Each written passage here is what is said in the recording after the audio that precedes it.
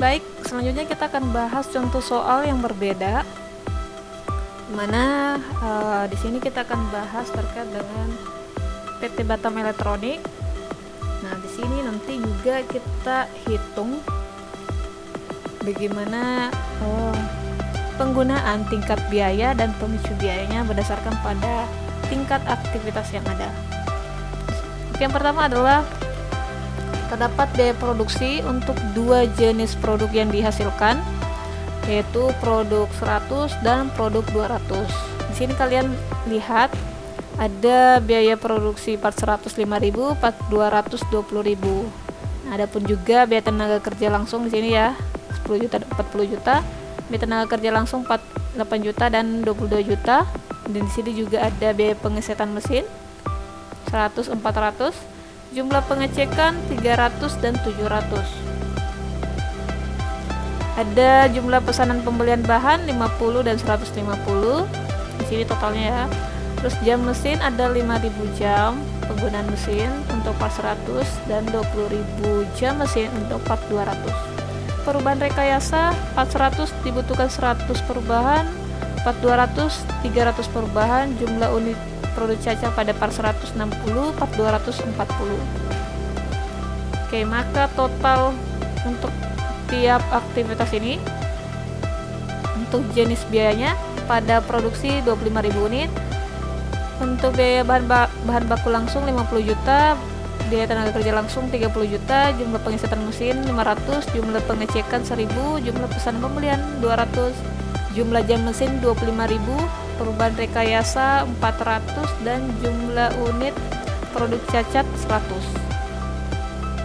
Nah, adapun biaya overhead pabrik yang dibutuhkan oleh PT Batam dengan biaya pengesetan mesin 2 juta, biaya pengecekan 8 juta, biaya pembelian 7 juta, biaya pemeliharaan mesin 3 juta, biaya rekayasa 5 juta, biaya perbaikan produk cacat 11 juta, dan biaya penyusunan bangunan 4 juta. Maka total BOP-nya 40 juta.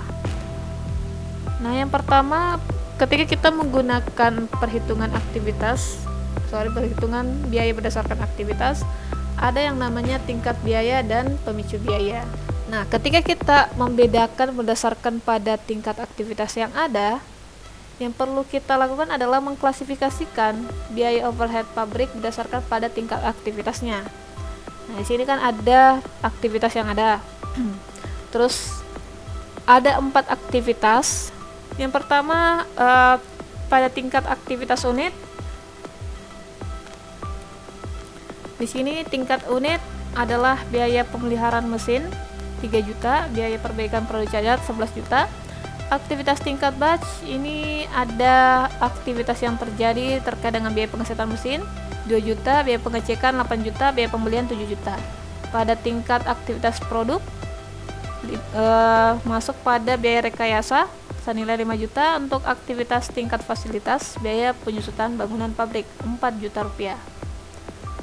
Nah, perhitungan tarif BOP-nya kita hitung berdasarkan total biaya terus dibagi dengan driver aktivitas masing-masing pada aktivitas yang ada. Nah, di sini pada tingkat unit ada 2 aktivitas biaya terkait dengan biaya pemeliharaan mesin dan produk cacat. Oke, kita bagi dengan 25.000 jam didapat 120. Untuk produk cacat total 11 juta dibagi driver biayanya 100 unit, 110.000 untuk tarif per aktivitasnya. Pada tingkat batch ada 3 aktivitas, pemrograman mesin 2 juta dibagi dengan 500 pemrograman driver biayanya atau driver aktivitasnya sama dengan 4.000 per aktivitasnya. Untuk biaya pengecekan 8 juta dibagi 1.000 pengecekan, tarif per aktivitasnya 8.000. Untuk biaya pembelian total biaya 7 juta, driver dibagi driver aktivitas 200 order, maka tarif aktivitasnya 35.000 per order. Selanjutnya pada tingkat produk yang termasuk adalah biaya rekayasa. Ada biaya atau BOP yang ada adalah 5 juta dibagi dengan total kapasitas driver aktivitasnya 400 perubahan, maka tarif per aktivitas yaitu 12.500 per perubahan. Pada tingkat fasilitas atau tingkat pabrik yang masuk adalah biaya penyusutan bangunan, total biaya 4 juta dibagi dengan total kapasitas driver aktivitasnya 25.000 jam. Kita gunakan sama dengan pada biaya pemeliharaan mesin. Maka tarif aktivitasnya adalah Rp160 per jamnya. Selanjutnya perhitungan harga pokok produk. Nah, di sini sudah kita hitung sebelumnya terkait dengan biaya overhead pabrik yang dibebankan pada tingkat unit yang termasuk biaya pemeliharaan mesin. Untuk part 100 5.000 dikali 120 sama dengan 600.000. Part 220.000 dikali 120 2.400.000. Nah, begitupun pada tingkat yang lain, pada tingkat batch, tingkat produk, dan tingkat fasilitas. Baik, singkatnya total biaya yang dibutuhkan pada part 100 atau produk 100 31.800.000. Nah, ini kita bagi dengan jumlah produksi yang dihasilkan yaitu 5.000 unit sebesar 6.360. Nah, pada part 200 total biaya yang dibutuhkan adalah Rp88.200.000 dibagi dengan jumlah produksi yang ingin dihasilkan sebesar 25.000 unit, maka total harga pokok per unitnya senilai Rp4.410. Singkatnya, kita bisa lihat bagaimana sih proses biaya pembebanan BOP ke produk.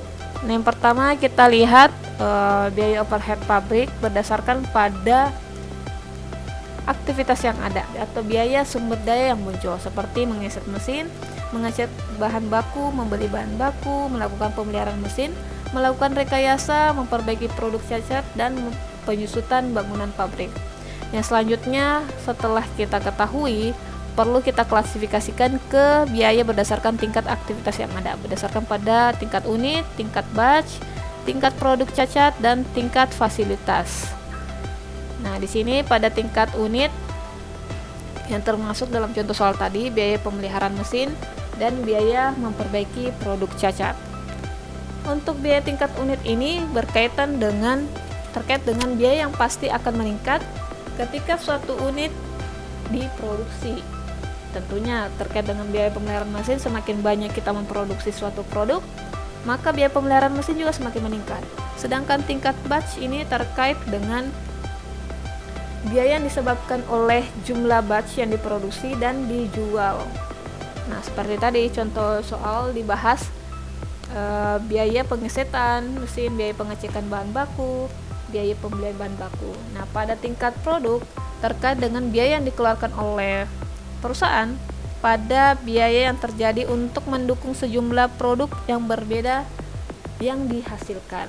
Misalnya biaya rekayasa tiap produk itu berapa kali dibutuhkan atau berapa jumlah perekayasa yang dibutuhkan. Sedangkan tingkat fasilitas atau tingkat pabrik ini dikatakan sebagai biaya yang dikeluarkan untuk memelihara kapasitas yang ada di lokasi produksi. Nah, sebagai contoh klasifikasi biaya yang masuk pada tingkat fasilitas adalah biaya penyusutan pabrik. Oke, singkatnya setelah kita ketahui atau setelah kita klasifikasikan biaya berdasarkan tingkat aktivitas yang ada, barulah kita hitung pada produk-produk yang dihasilkan. Misalnya pada produk 100, biaya tingkat unitnya yang dibutuhkan berapa sih? Biaya tingkat batchnya berapa? Biaya tingkat produknya berapa? Dan biaya tingkat fasilitasnya juga berapa. Begitupun di produk 200. Selanjutnya kita masuk pada sistem perhitungan harga pokok produk berbasis aktivitas yang di drive waktu. Nah, kalau perhitungan harga pokok berbasis aktivitas yang sebelumnya kita hitung itu dikatakan sebagai aktivitas tradisional. Nah, di sini nanti kita bedakan bagaimana perbedaan perhitungan harga ketika kita mengetahui waktu yang ada untuk setiap aktivitas.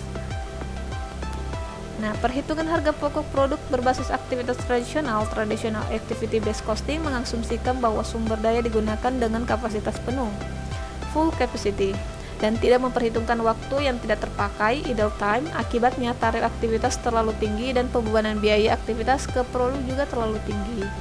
Misalkan gaji 3 karyawan Departemen Kartu Kredit 36 juta per tahun, dan karyawan melaporkan bahwa 50% dari waktunya untuk proses transaksi kartu kredit, 30% untuk membuat tagihan kartu kredit, dan 20% untuk menangani pengaduan nasabah.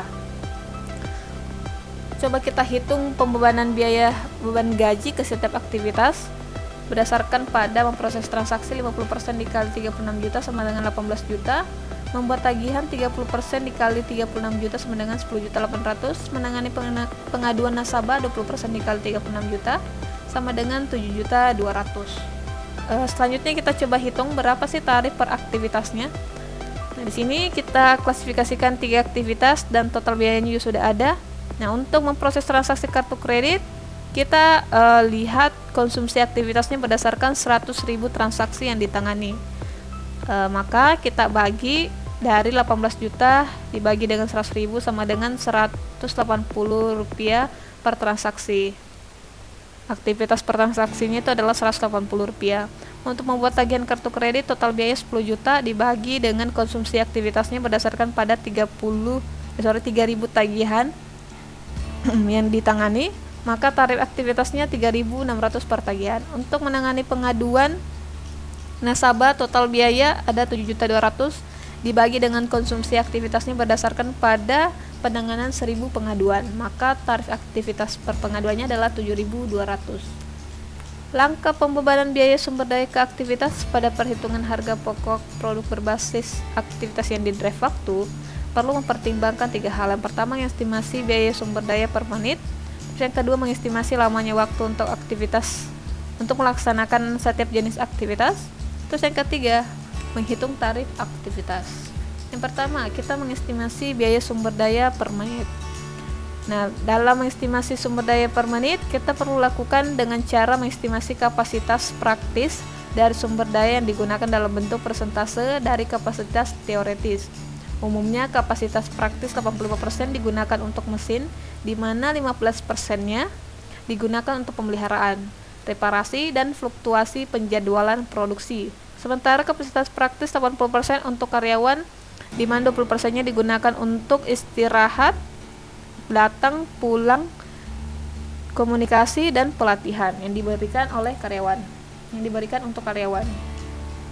Sebagai contoh, jika karyawan bekerja 8 jam per hari dengan 22 hari per bulannya, kapasitas teoretis karyawan sumber daya per tahunnya adalah 8 jam dikali 22 hari dikali 12 bulan dikali 60 menit. Maka dibutuhkan 126.720 menit per karyawan atau 380.160 menit untuk 3 karyawan. Nah, kalau kita hitung kapasitas praktisnya diperkirakan sebesar 304.128 menit diperoleh dari 80% dikali 380.160 menit dan digenapkan saja menjadi 304.000 menit. Berdasarkan kapasitas praktis ini, beban gaji karyawan per menitnya adalah 36 juta dibagi dengan 304.000, yaitu Rp118,42. Selanjutnya kita lihat bagaimana mengestimasi lamanya waktu untuk melaksanakan setiap aktivitas. Lamanya waktu yang diperlukan untuk setiap jenis aktivitas dapat diperoleh dari interview dengan karyawan atau observasi langsung. Misalkan lamanya waktu karyawan untuk aktivitas memproses transaksi kartu kredit adalah 1 menit. Untuk membuat tagihan kartu kredit 15 menit dan untuk menangani pengaduan 50 menit. Kita hitung, atau langkah yang ketiga kita hitung tarif aktivitasnya. Dari 3 aktivitas memproses transaksi hanya dibutuhkan 1 menit. Dengan beban gaji karyawan per menitnya adalah Rp118,42, maka tarif aktivitas yang dibutuhkan adalah Rp118,42 per transaksi. Dalam membuat tagihan kartu kredit, lama aktivitas dibutuhkan adalah 15 menit dengan beban gaji karyawan per menit Rp118,42, maka tarif aktivitas yang dibutuhkan dalam menangani atau membuat tagihan kartu kredit adalah Rp1.776,30 per tagihan. Dalam menangani pengaduan, lama aktivitas dibutuhkan 50 menit, beban gaji karyawan per menitnya Rp118,42, maka tarif aktivitas yang dibutuhkan dalam menangani pengaduan yaitu Rp5.921 per pengaduan. Nah, di sini kita bisa lihat singkatnya terkait dengan perbedaan tarif aktivitas tradisional dengan tarif aktivitas yang di drive waktu. Kalau kita lihat tarif aktivitas tradisional ini juga akan cukup tinggi kalau kita lihat berdasar full capacity. Dimana kalau tarif tradisional Untuk memproses transaksi kartu kredit itu Rp180 per transaksi, sedangkan kalau kita hitung berdasarkan yang di drive waktu hanya dibutuhkan Rp118,42. Jadi ada selisih ya kalau kita hitung berdasarkan full kapasitas dengan drive waktu yang telah dihitung dan ditentukan. Dalam membuat tagihan kartu kredit aktivitas tradisional dibutuhkan 3.600 per tagihan, sedangkan tarif aktivitas di drive waktu hanya membutuhkan 1.776,30 per tagihan. Dalam menangani pengaduan, tarif aktivitas tradisional dibutuhkan 7.200 per pengaduan. Kalau di drive waktu dibutuhkan 5.921 per pengaduan. Nah, cukup berbeda ya. Namun dalam menggunakan tarif aktivitas yang di drive waktu tentunya dibutuhkan tambahan biaya ya. Dalam perusahaan atau manajemen mampu mengidentifikasi berapa sih lama waktu yang dibutuhkan dari setiap aktivitas yang ada. Coba kita lihat dan hitung berapa sih perhitungan kapasitas yang tidak terpakai. Di sini kita lihat memproses transaksi 100.000 transaksi dengan lama waktu 1 menit, maka total waktu yang terpakai adalah 100.000 menit. Dalam membuat tagihan dibutuhkan waktu 45.000 menit diperoleh dari 3.000 tagihan dikali 15 menit yang dibutuhkan per tagihan yang ditangani. Dalam menangani pengaduan nasabah dibutuhkan waktu 50.000 menit diperoleh dari 1.000 pengaduan dikali dengan 50 menit atau waktu yang dibutuhkan menangani satu aktivitas pengaduan. Di sini juga ada kapasitas terpakai 195.000 menit. 195.000 menit. Dalam kapasitas praktis 304.000 menit. Kapasitas tidak terpakai 109.000 menit. Perhitungan biaya untuk aktivitas yang tidak terpakai kita hitung berdasarkan pada total biaya kapasitas sumber daya yang disediakan dikurangi dengan total biaya kapasitas yang terpakai. Nah, di sini total biaya untuk kapasitas sumber daya yang disediakan 32 juta ya, berdasarkan gaji karyawan. Nah, di sini kalau kita hitung pembebanan biaya berdasarkan aktivitas yang di drive waktu, dalam memproses transaksi kartu kredit dibutuhkan biaya 11.842.000. Dalam membuat tagihan kartu kredit dibutuhkan biaya 5.328.900. Dalam menangani pengaduan dibutuhkan biaya 5.921.000. Kalau kita kurangi maka terdapat biaya atau selisih 12.908.100. Ini dikatakan sebagai total biaya untuk kapasitas yang tidak terpakai. Perhitungan harga pokok produk berbasis aktivitas yang di drive waktu membantu manajemen dalam mengurangi biaya dengan cara menghilangkan kapasitas yang tidak terpakai. Oke, selanjutnya kita masuk pada bagaimana sih pelaporan laba rugi untuk perhitungan harga pokok produk berbasis aktivitas.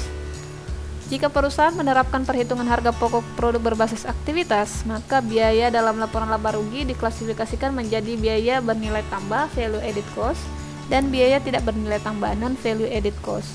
Informasi ini akan memudahkan manajemen dalam melakukan efisiensi biaya dengan eliminasi biaya yang tidak bernilai tambah. Nah, sini sebagai contoh PT ABC, laporan laba ruginya untuk perhitungan harga pokok produk berbasis aktivitas pada tahun 2016 diperoleh data bahwa dengan total pendapatan 100 juta. Nah, adapun biaya produksi pada kategori bahan baku langsung, di sini si PT ABC mengklasifikasikan bahwa pada tahun 2016 terdapat biaya yang bernilai tambah itu hanya 18 juta. Sedangkan biaya tidak bernilai tambah yang harusnya bisa kita efisienkan penggunanya sebesar 2 juta. Nah, singkatnya, ketika PT ABC membuat laporan laba rugi berdasarkan perhitungan harga pokok berbasis aktivitas, di tahun selanjutnya PT ABC dapat mengurangi atau mengeliminasi aktivitas atau biaya yang tidak perlu dikeluarkan oleh perusahaan. Nah, inilah salah satu keunggulan juga ketika kita menggunakan perhitungan harga pokok produk berbasis aktivitas. Baik, sekian penjelasan materi secara singkat pada pertemuan 7 mengenai harga pokok produk berbasis aktivitas. Terima kasih. Wassalamualaikum warahmatullahi wabarakatuh.